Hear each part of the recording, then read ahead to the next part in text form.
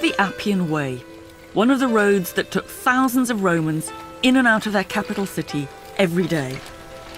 Young and old, rich and poor, clean and dirty. And it's where I want to start, asking a question that really interests me. Who were the ancient Romans?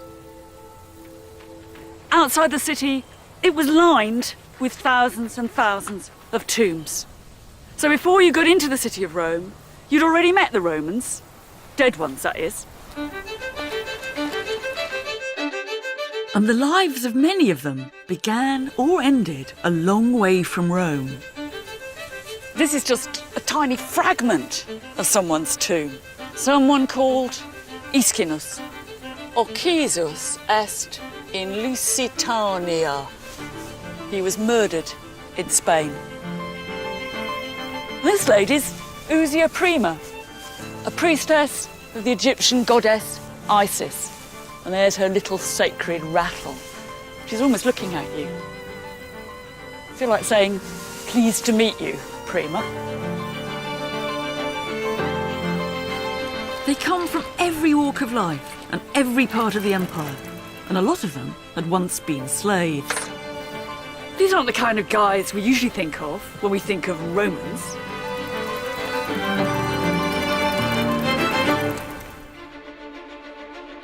These Romans all lived at the centre of a vast empire that stretched from Spain to Syria and which dominated the Western world for over 700 years. Like it or not, ancient Rome is still all around us, in our roads, laws, and architecture. We keep on recreating it in film and fiction, and every year thousands of us trek here to see its monuments up close, and to imagine the emperors and the armies, the gladiators, and let's be honest, the gore. But hidden all over the modern city, in its walls, behind the facades, even under its streets, is something much harder to find, but just as captivating. The forgotten voices of the ordinary people. They're still there, if you know where to look. Calidius Eroticus means Mr. Hot Sex. This is a Roman ménage à trois. This wasn't just a mugging, this was mass murder. The Romans didn't just carve their names and dates on their tombstones. Keen never to be forgotten, they left their thoughts, their achievements, even entire life stories chiselled into stone. It's a unique record of real Roman lives.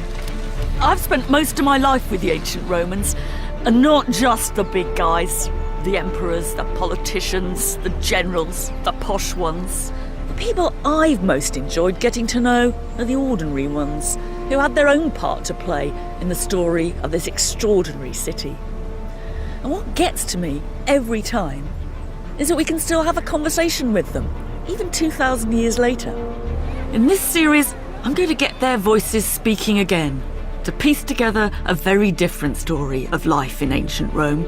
I'll step behind the doors of their homes to meet flesh and blood Roman families, whose lives and possessions can reflect our own in surprising ways.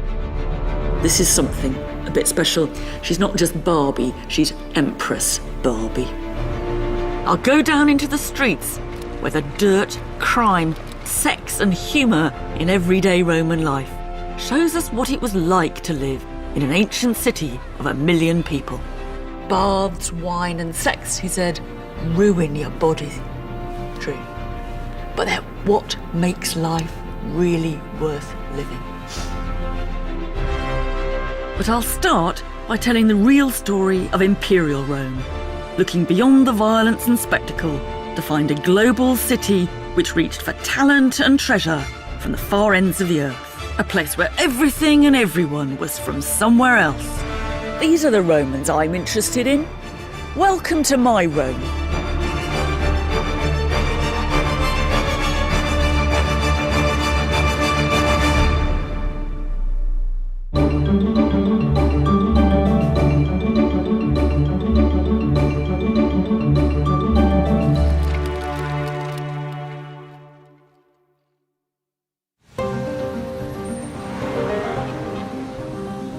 When you arrived in Rome at its imperial height 2,000 years ago, you found yourself in a new kind of city. Rome had once been a small city-state, but in conquest after conquest, it became capital of a vast empire. A place in which, for the first time in history, 1 million people from 3 continents managed to live together. One thing we know about Rome is it wasn't just a city, it was an empire. And for us, that means marauding armies, conquering generals, and bloodthirsty emperors. We tend not to think about the ordinary people who lived here at the very heart of it all. For them, the empire brought them into contact with the whole world, from Scotland to Afghanistan. And it made this city a more cosmopolitan place than anywhere had ever been before or would be again for hundreds of years. And we're always asking, what did the Romans do for us? I think we should be asking, what did the empire do to the Romans? And who were those Romans anyway? Around the city, there's more evidence than you'd think for the impact that Roman conquest had on the lives of ordinary people here. All it requires is that we look from a slightly different angle.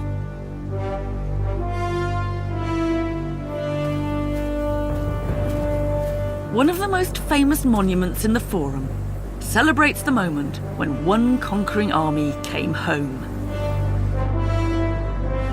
In 71 AD, the city got a day off for the triumphal return of the Emperor Vespasian and his son Titus, who had crushed a rebellion in Judea.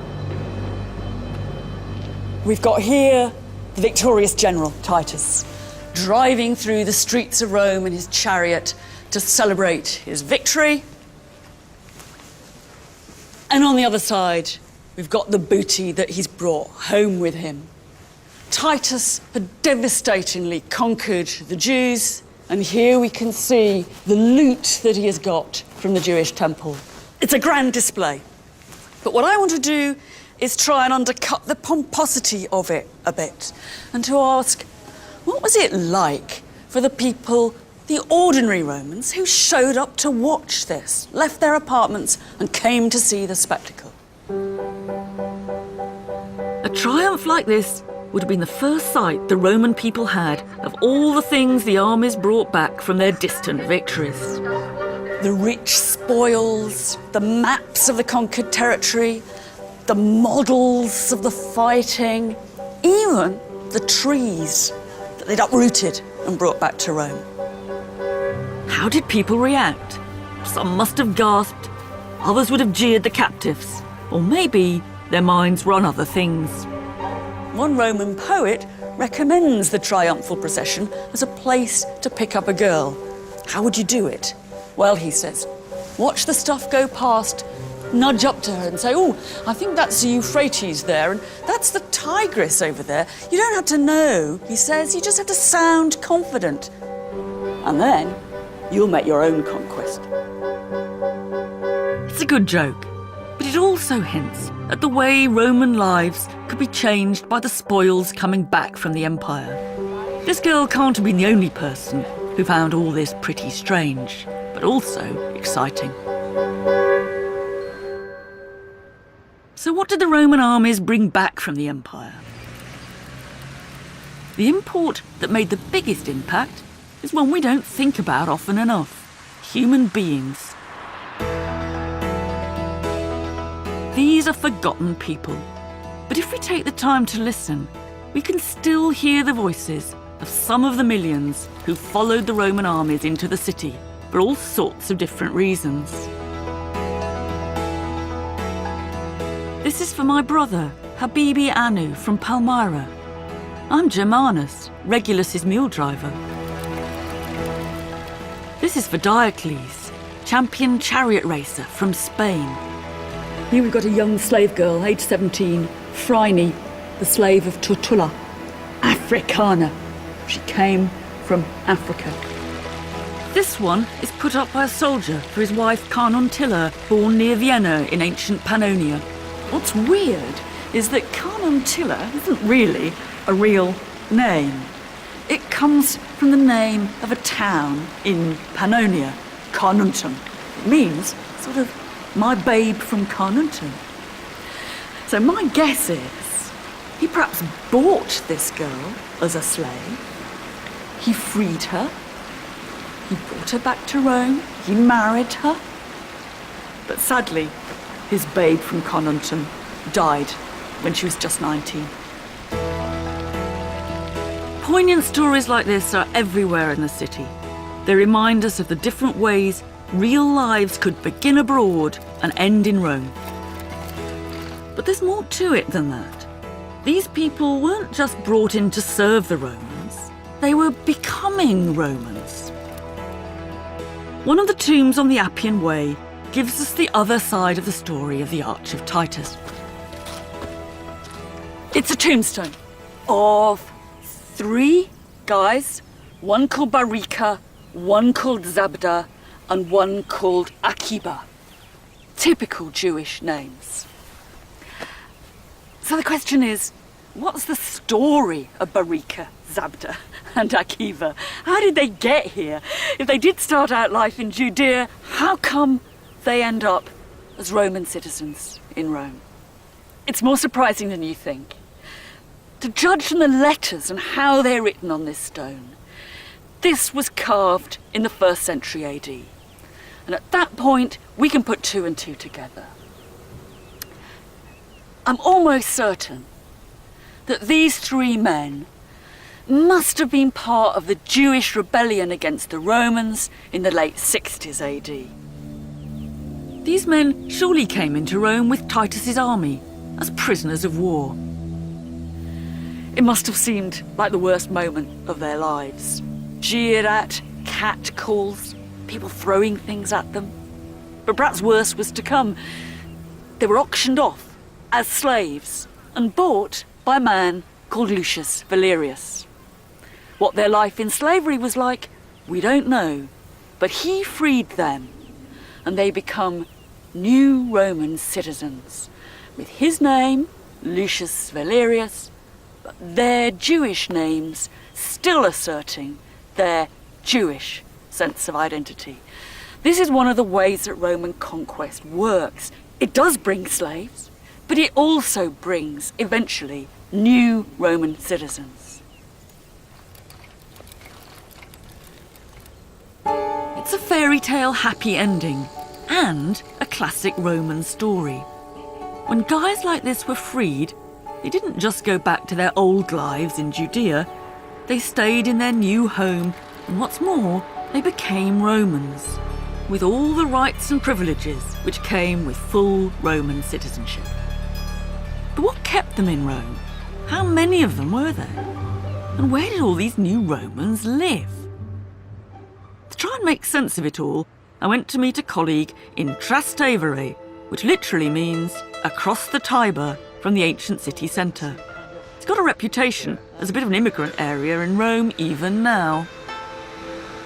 This area, Trastevere, across the Tiber, was the fringe of the ancient city of Rome, and this is where we have the biggest evidence for immigrant communities, Jews, the Syrians.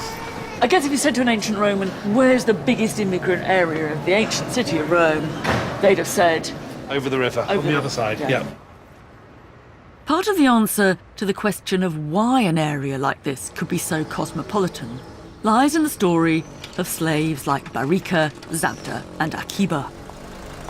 Greeks thought Romans were really weird for freeing as many slaves as they did. And making them citizens. Yes, although it's very brutal, being a slave can be a kind of stage in a life, like an apprenticeship. You come in as a German, you get a Roman name, you learn Latin, or you learn to manage in Latin, you learn some kind of job that's useful to your master sets you free, and there you are, you're a Roman citizen with a trade and a Roman name and a bunch of powerful people you know.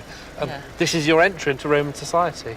Now, multiply that by hundreds and thousands of slaves being freed, and you can see that the whole ethnic nature of the people who call themselves Roman citizens is really changing very quickly. Roman is it's a kind of vocation, it's a movement into which other people are drawn.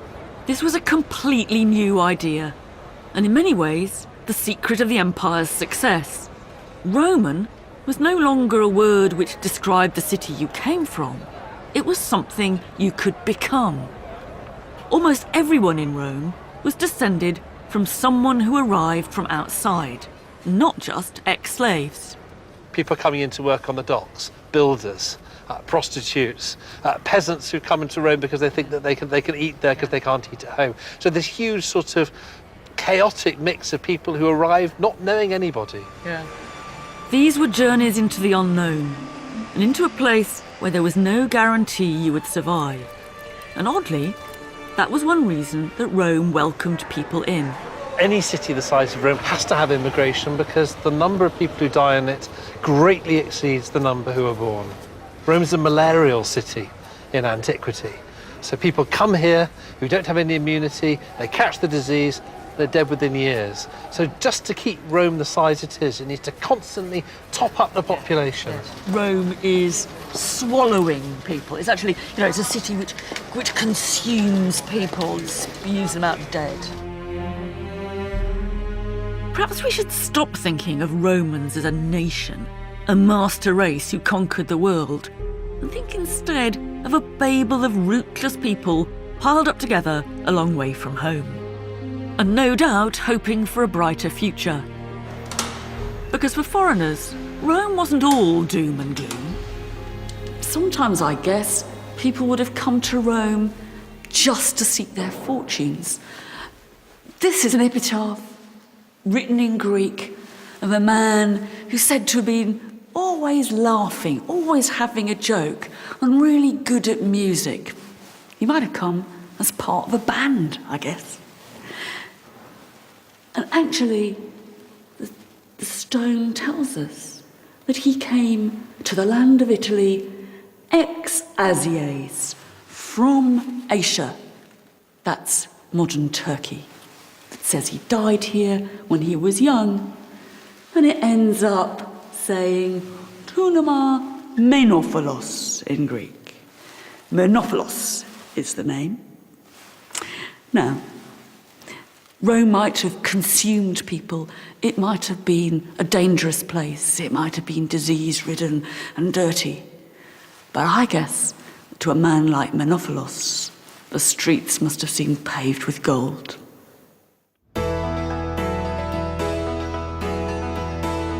And not all immigrants in Rome were at the bottom of the heap. The Senate and the imperial palace were full of people from outside, just like the streets of Trastevere. Rome was international, from the bottom to the very top.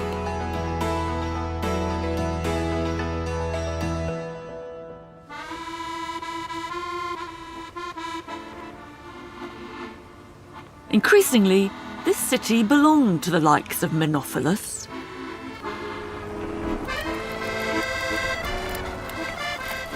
As new people arrived, Rome's population doubled, then doubled again, till it reached over 1 million. There was nowhere in Europe bigger until Victorian London. We think of Rome as a very old city. But 2,000 years ago, this place was brand new. It must have been full of building sites, new high-rise, of temporary accommodation. It must have felt a bit like Dubai. But there's a big question. If you've got a mass of 1 million people from everywhere, how do you keep them alive? How do you feed them? How do you keep the vast Roman multicultural show on the road? Feeding 1 million people was a completely unprecedented challenge. Bang in the centre of the modern city is a site which gives you an idea of the colossal scale of consumption in ancient Rome. Locals call it Monte Testaccio, that's Broken Pot Mountain. I think it's one of the most extraordinary archaeological sites anywhere in the world. Phew. Made it. This is absolutely extraordinary. Each of these fragments was once part of an ancient Roman storage jar. What is amazing about this is that you really see here that it is a broken pot mountain. There's no earth mixed in with the other stuff. So you see how actually quite neatly these sherds of pottery have been stacked. It's a mountain, not a heap. It's a real hill, but there's nothing natural about it. This is a huge ancient rubbish dump, composed entirely of discarded containers, amphorae, that held just one of the products consumed by Rome. It was olive oil, which seeped into the jars and made them go really rancid, so they were the only containers that couldn't be recycled. Poor old amphorae are taken off to be pickaxed up and made into the mountain, and the olive oil that was in them gets everywhere. It's the stuff of Roman life. You'd find it being used in cooking. It's what's going to help you make perfume. It's what the guys in the baths who are exercising, rubbing themselves, scraping themselves down would have used. And in the end, it's what the poor little old lady in the garret who's just got one pottery lamp, what came in his amphora would have been her only source of light at night. It's no exaggeration to say that Rome ran on olive oil. And this place gives archaeologists a great opportunity to work out how it got here. It came in massive quantities. That's a place. This must have been what? Originally... Even larger than yeah. that. You know, and that's... Very heavy. They say 30 kilos when they're... Empty. Empty? Yes. That's my suitcase when it's full. Is this amphora when it's empty? Empty, yeah. And what's amazing is that you can often find out exactly where the oil came from. We know that it's ARVA. It's Arva is a town called this way in the shores of the Guadalquivir. So that's linking that Dutch precise chart to a site in the southern Spain. So Roman town, southern Spain. The guy who's making this amphora is stamping it with his town's name, saying, this is a product of Arva. Yeah. According to these trademarks, almost all the oil in this mountain was coming from Spain and a bit from North Africa. Today, Italy is famous for its olive oil, but in ancient times, they were importing most of it from somewhere else. The fascinating thing about this mountain is the way that you can start to piece together little life stories of these pots and their contents. It gets down to the coast in Spain, gets loaded onto boats. If it's lucky, it makes it, but there's lots of shipwrecks in the ancient Mediterranean.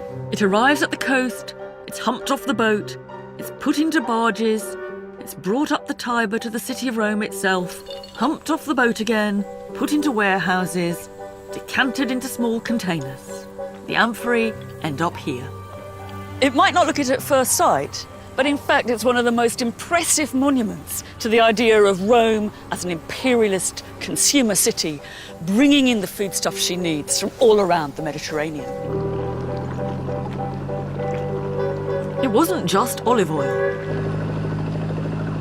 A short trip down the River Tiber is the seaport Ostia.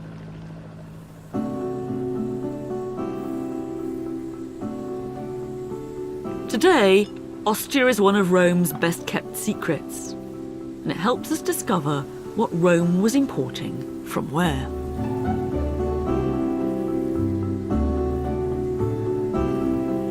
Martin Millett has been excavating near here, and together we went to explore an intriguing piazza next to the theatre, which we call the Square of the Corporation.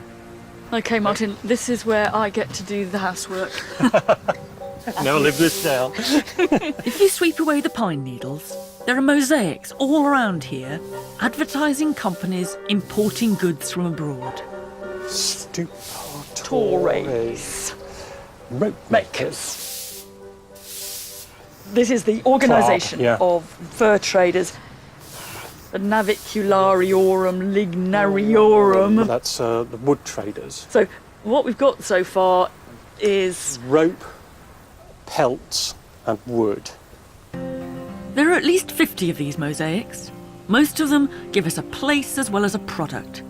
They add up to one conclusion. Rome was being supplied from all corners of the Mediterranean.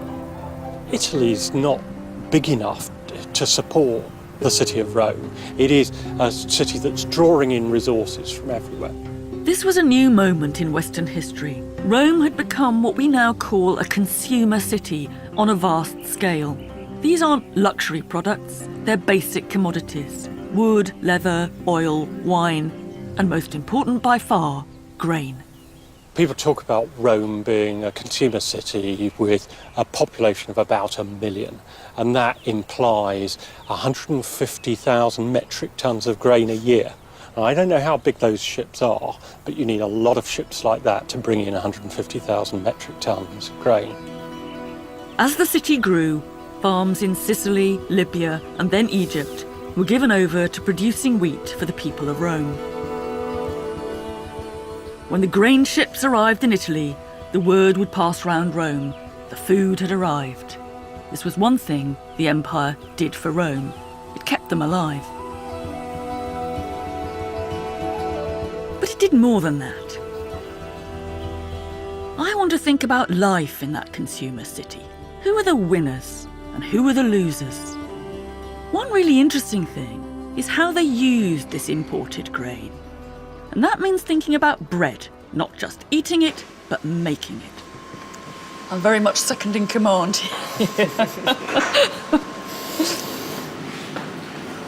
Wait, because Okay, so I'm now being trusted with the action. 200,000 Roman citizens living in the city of Rome got each month what was called a corn dole, a free ration of corn. That means about 35 to 40 kilos of corn, which was enough to make bread for a month for about 2 people. This was an extraordinary privilege for citizens in Rome. 200,000 of them received free rations from the state. But how did it work? Many of them lived in one-room apartments with no kitchens, so they relied on the baker to turn their 40 kilos into something they could eat. You gonna try it? yeah, Proviamo. good. Not bad for a first attempt. It's not bad. And also, it's wonderful people's food. This is tearing and sharing bread. You don't even have to own a bread knife to be able to tuck into this. It's good. For poor Romans, this was the staple food that kept them alive, but they didn't distribute it in the way we would expect.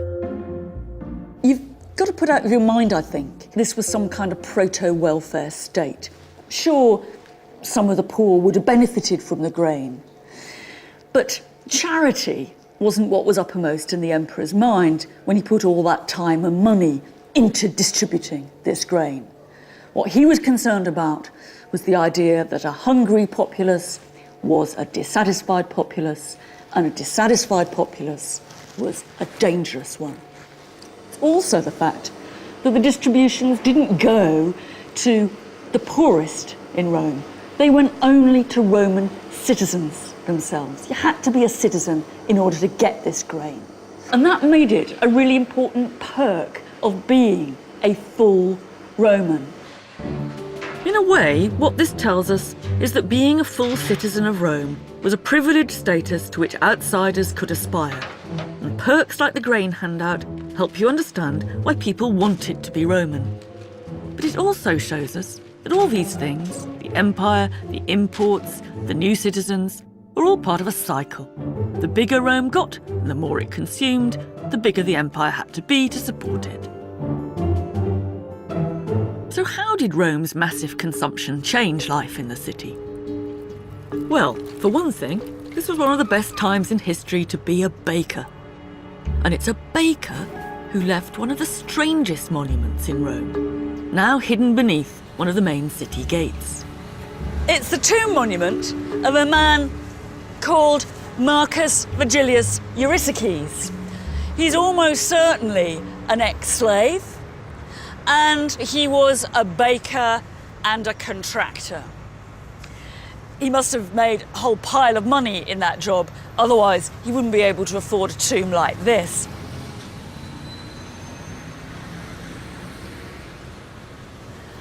What Eurystheus has done is given himself a theme tomb. At the very top, all around the monument, there were scenes from the life of the bakery.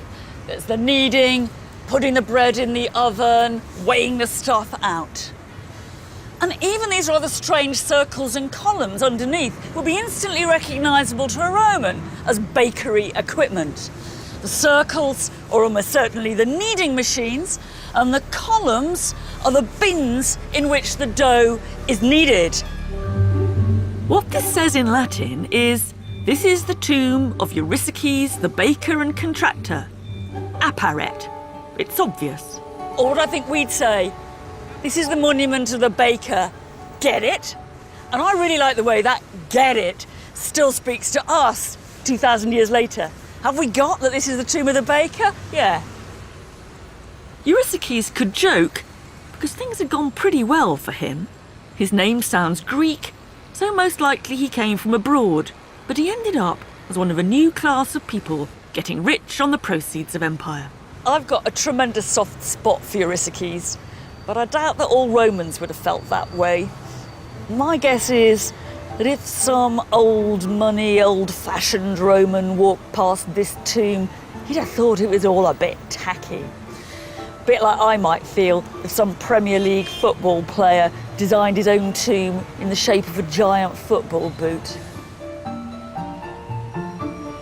What Eurystheus' joke reminds us is that the empire had a direct effect on how people in Rome made their living. It was becoming a city of urban professionals. One of the reasons that ancient Rome still seems quite familiar to us is that people could do a whole variety of different jobs, just like us. But it's important not to forget that, obvious as that seems, it was actually one of the ways in which the city of Rome was radically new and different. In the traditional small ancient city, the idea was that the inhabitants were, well, all-rounders. The same men fought the city's wars, ploughed the city's fields, and produced the city's food. But in imperial Rome, because of the huge size of the city, those duties were outsourced. The food now came from overseas. It wasn't made by local farmers.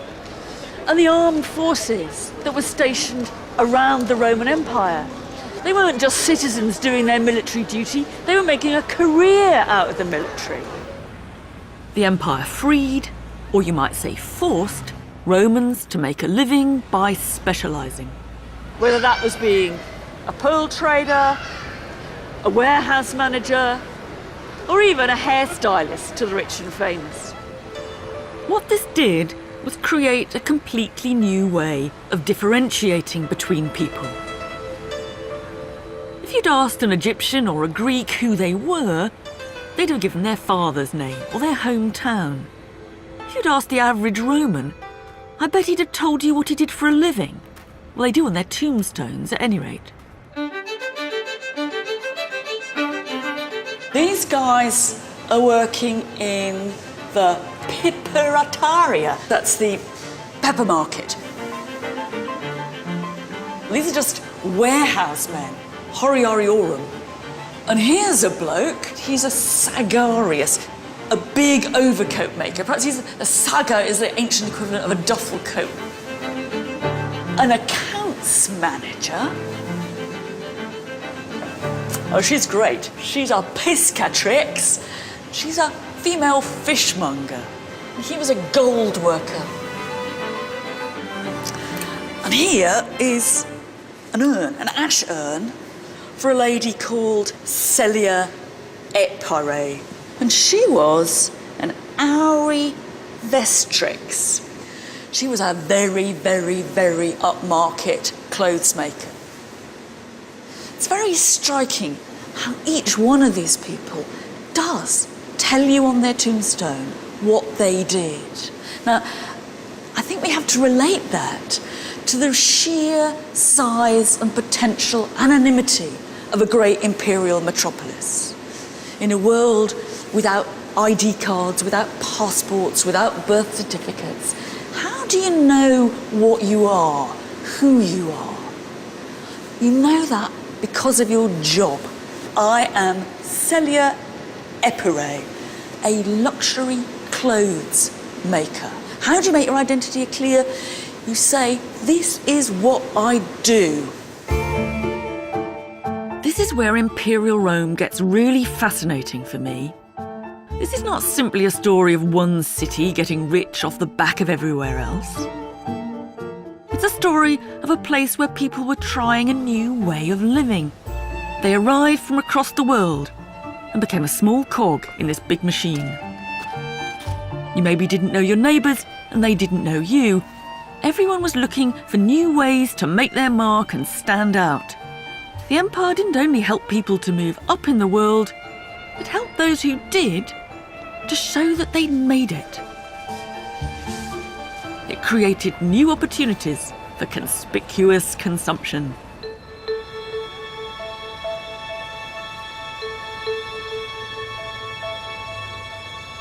The empire gave most people in Western Europe their first experience of pepper, lemons and cherries. One po-faced Roman complained that cooking had gone from a mere function to a high art. The empire transformed the sensory experience of the city. There were new smells, new tastes, new colours. And nowhere is this clearer than in the elaborate paintings many better-off Romans put on their walls. In Pompeii is perhaps the most famous Roman painting of all. Pretty strange scene, phallus appearing, and some female suckling a goat. But it was probably the colours that would have dazzled an ancient visitor as much as the racy subject matter. Now, we mustn't make the mistake of thinking that the poor old Romans lived in black and white until they started conquering the Mediterranean. Of course, there were all kinds of local minerals and plants that would give them pigments for paint. But as time went on, they got more and more interested in the special and bright colours that you could get from their far-flung territories. Now, this here is one of the best candidates there is for real red Spanish vermilion, lovely lustrous red. I think we have to imagine that if you came to dinner here and the generous host started showing you round, he might have come and said, now, this lady here is whipping this one because, etc., etc. But he might have said, it's a really lovely red, isn't it? Actually, it's Spanish vermilion, specially imported all the way from Spain. I paid for it as an extra myself. We live in a world of cheap, bright synthetic colours, but the Romans didn't. In Rome, bright colours smacked of a kind of luxury that only came from abroad, and the desire for them created an even more niche range of jobs for ordinary Romans on the make. This is a guy who was really keen on what he did. He put up this tombstone when he was alive, vivos fecit, for himself and for his family. And he put on it symbols of the tools of his trade. Now, he worked as a dyer in the dyeing industry. And you've got here little flasks in which his dye went, scales in which he measured out his ingredients, and the skeins of material that he dyed. But he wasn't any old dyer. At the top, he tells us his name, Gaius Pupius Amicus. Purpurarius, he was a dyer of purple. In Rome, purple was special. It came from the eastern Mediterranean and it was extracted from tiny shellfish. It looked spectacular and it didn't fade. It was not only expensive, its use came to be regulated by law.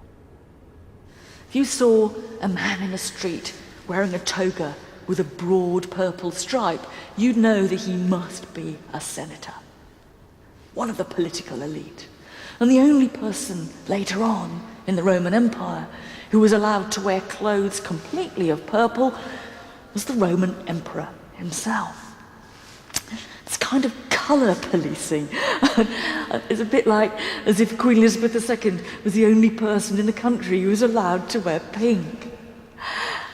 But it tells you quite a lot about Rome and the Roman Empire.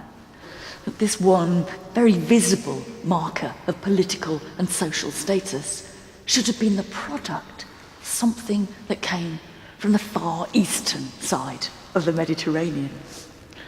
No wonder Gaius Pupius Amicus was proud of being a purpurarius. The story of colour isn't just a story of luxury. It's a story of identity, the power that conspicuous consumption had to mark you out as someone special, whether you were supplying them or consuming them. All these imports helped you distinguish yourself. Like products and people, even new gods arrived from far-flung parts of the empire. You could have your own style, your own taste, your own beliefs. But let's not get too carried away by all this exotic stuff that the empire offered up. What the foreign purple on the senator's toga tells us is that you could be completely foreign and absolutely Roman at the same time. The Romans had a way of thinking about other cultures that is quite unlike our own. We really mustn't make the mistake of kind of imagining that Rome is a sort of touchy-feely cultural melting pot. Yes, and if you wear the wrong clothes, they make fun of you. If you speak strangely, they make fun of you. They're big conformists. Yes. There's too many Greeks here. The Jews don't eat food properly on the Sabbath, all that sort of stuff. Yes, why don't they eat pork? And how silly. The poet Marshall, who's going on about the Puella Romana, who hasn't experienced a mentula romana, the Roman chick who's never had a Roman dick. I mean, it's crude stuff, but, nasty in its way. The irony is, the man who wrote this came from Spain. They're not laughing at other races, they're laughing about people who don't do things the Roman way. Although people come to this city from all over the world, you don't end up with a Chinatown or a little Italy in the way that we have in the great metropolitan cities today. And these people are going out, they're ruling the world, the senators are governing Portugal, they govern in Egypt, they govern on the Danube, and they never come back and say, I had this great meal the other day. And they'll talk about ingredients from all over the world, but what you do with it, the actual cuisine, the cooking, it's got to end up proper Roman cookery. Yeah. They've got this city that is unlike anything that's been created before, that has a much greater diversity of people, of customs, of languages, thousands of languages probably, hundreds of languages at least, spoken in the city of Rome, but they only write in Greek and Latin, more or less all the time, tiny bit of Hebrew. What we're seeing here is the most culturally, ethnically, religiously diverse city that there'd ever been in the world, but the way they're doing multiculturalism is quite different from the way we do multiculturalism. Yes, there's cultural diversity, but what there isn't is a diversity of cultures. There's an ironic logic here. Because Roman culture was in itself such an amalgam, they simply saw no need for alternative cultures to exist in parallel, still less to respect them. In Rome, diversity wasn't about separateness. There wasn't a Chinatown or even a Jewish quarter. In fact, your average Roman would have been amazed at the way we try to respect and preserve different cultures. Here, the people were from everywhere, the food came from everywhere, the gods were from everywhere, but it all went into the blender and it came out Roman. The empire was doing two things to Rome. They were parading all the exotic and luxurious strangeness of the outside world.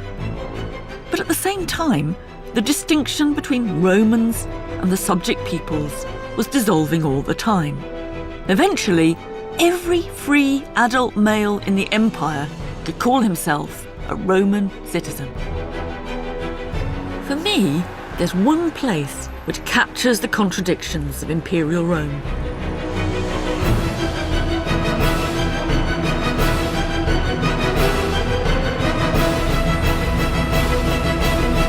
There was a people's palace here. It was the Colosseum. It was built and paid for out of the spoils of the Jewish war as a gift to the Roman people. But one thing's for sure, some of them had to climb a lot of stairs.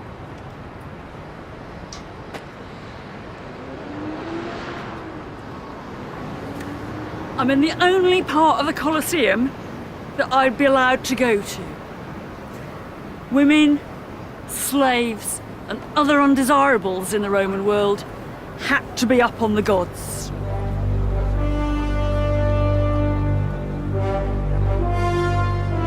So what does it look like from the undesirables' point of view? Let's not think for a moment about the blood and guts. There was certainly plenty of that. But let's think of it in terms of empire. What you had on display in front of you was all the biggest and best the empire could offer. People often compare this to a football match, but if so, this is not just a Premier League, this is the World Cup. Fantastic combat, weird, exotic creatures, animals you could only have dreamt of. When this place opened, they even had a rhinoceros running wild down there. This is one place we can see the Roman Empire from the ordinary person's eye view. This guy is looking at the show, and then During a pause or while he was looking at, he's scratching the scene Yeah. that he was seeing in the arena. And what have we got? We can see wild animals like a panther. And Oh, there's two other bears. Right? And bestiarios. The bestiarios. You can really look at those muscles in his arm, biceps, whatever they are. Really muscly bloke. And I think this is great because it not only gives us a spectator's viewpoint, but it also kind of captures that moment of what it was like to be here. You put your feet on your... This guy wasn't alone. The Romans just couldn't get enough of drawing the beasts they ogled in the Colosseum. When you saw them for the first time, these exotic animals must have been breathtaking. And the same goes for the other stars of the show, the human performers. This is a fantastic treat for me because it's a real live gladiator's helmet, or a real dead gladiator's helmet from Pompeii. It's very weird and heavy. I'm going to pick it up. It's got a great crest on it and a bust of Hercules, which is facing out at you just to scare the opponent. I can't quite put it on, but I can get the feeling of what it's like having it on. But what it makes you see is it's jolly heavy, and you get a very, very difficult view from inside because everything's kind of shaded off both by the peak and by the protective grille. I mean, I don't quite see it. I didn't know where the blasted enemy was, honestly. The other thing about it is it looks to us fantastically weird. And I think it would look like that to the Romans too. The point about these gladiators is that they're not dressed in standard Roman army issue. They're not the kind of fighters you'd see if you went to fight the barbarians. These are mad, weird, exotic, foreign costumes. They're meant to exude the mysterious outside world and all the violence that there might be in it.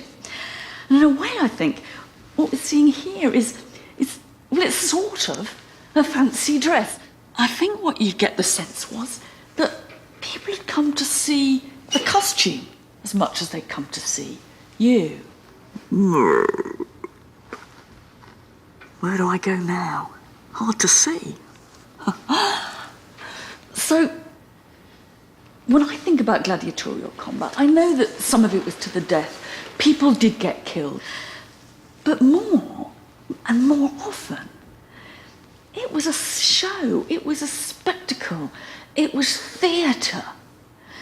And in my mind, it's kind of more like the sort of charade of wrestling than the real-life combat of boxing.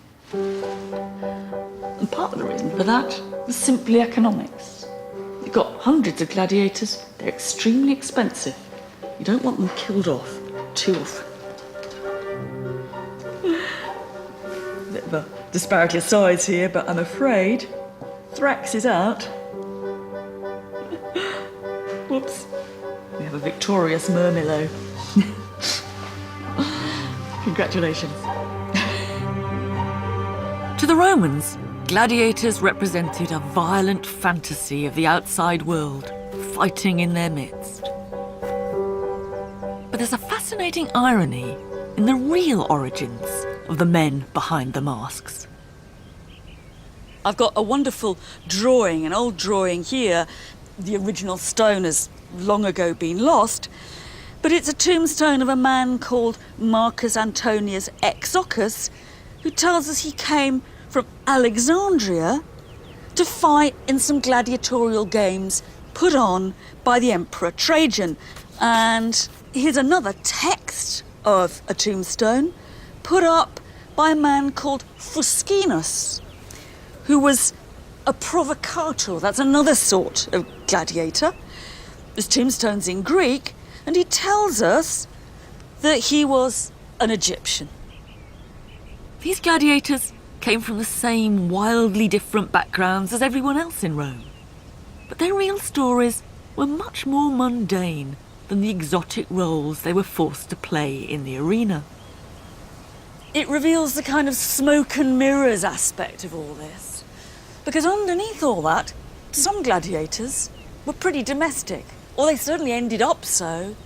They finished up, perhaps long retired, longish life, wife and kids. One of the nicest ones is a man here who lived to the age of 45. He'd come from Tungria, he was a Belgian, but the tombstone is put up to him by his wife and little Justus, his son. And even Exocus, exotic as he looks, seems to have ended up life, to judge from his name, as a Roman citizen. He presumably retired and lived out his life somewhere in suburban Italy. A bit like Marcus Antonius Exocus of Tunbridge Wells. An Egyptian playing the part of a Thracian warrior, then settling down as a Roman family man. To me, that's imperial Rome in a nutshell. The Colosseum dramatised this frightening, thrilling idea of Rome and the outside world. That's all violence, confrontation and strangeness. The truth is that the real empire was not just fighting in the arena, it was sitting in the seats. There are places in the Colosseum reserved for the Gaditani, people of Cadiz in Spain, for an African senator and a Gothic chieftain. In reality, the fearsome barbarians had become Romans and were watching the action like everyone else.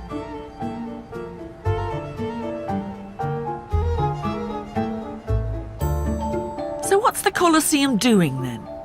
At one level, it's showing the people of the city what they get from empire. But in a deeper sense, it's showing them that they fit in. If the people who are killing each other in the arena were stereotypical foreigners, then by implication, if you were watching them, you were a Roman. It's trying to put everything in an order that makes sense. The point about the Colosseum is that it was both a microcosm of the city of Rome and a microcosm of the Roman Empire, and it helps to show how the boundaries between what was Roman and what was foreign increasingly broke down. In Rome, for the first time in history, people from Asia, Africa, and Europe could sit together as citizens of the same state.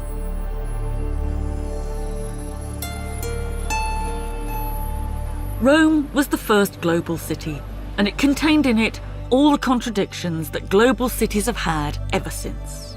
It was diverse, but it wasn't tolerant. Foreign enemies were crucified, enslaved, and forced to fight in the arena.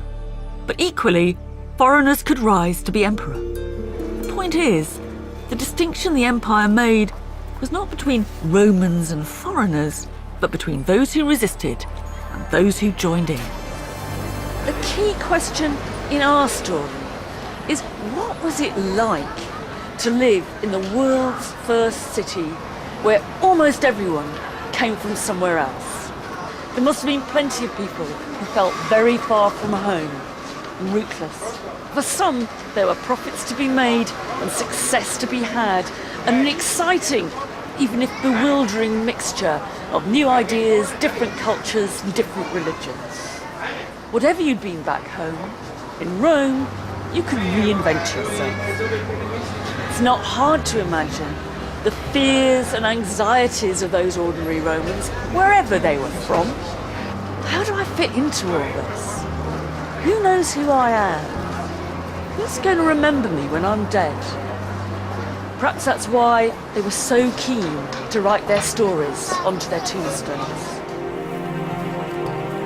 They're deliberately speaking to you and me.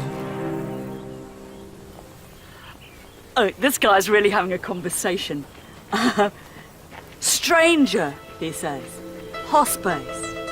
Hang on a minute. Resiste. Stop here. Take a look down to your left. That's where my bones are buried.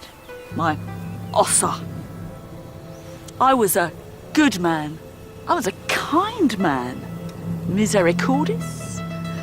And I was a lover of the poor, amantis pauperis. Please, traveller, please, Viator, I beg you, don't mess with my tomb. And the name of the guy is Gaius Attilius Euhodos, the ex-slave of a man called Serenus. Euhodos sounds Greek to me, and he tells us what he did. He was a Margaritarius. He was a pearl seller. That's who's buried in this tomb. Traveller, he says, Viator, on your way now. Goodbye. Wale. Wale.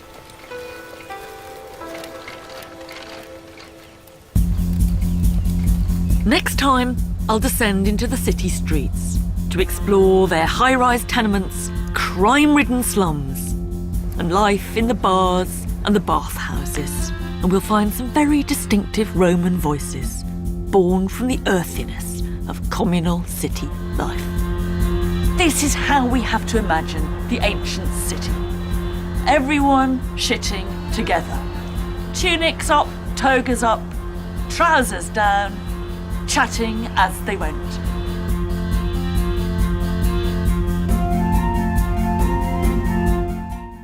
Rebuilding medieval Britain brick by brick here on BBC HD on Friday nights at 9. But back to tonight's now, and there's live music coming up with Jules Holland.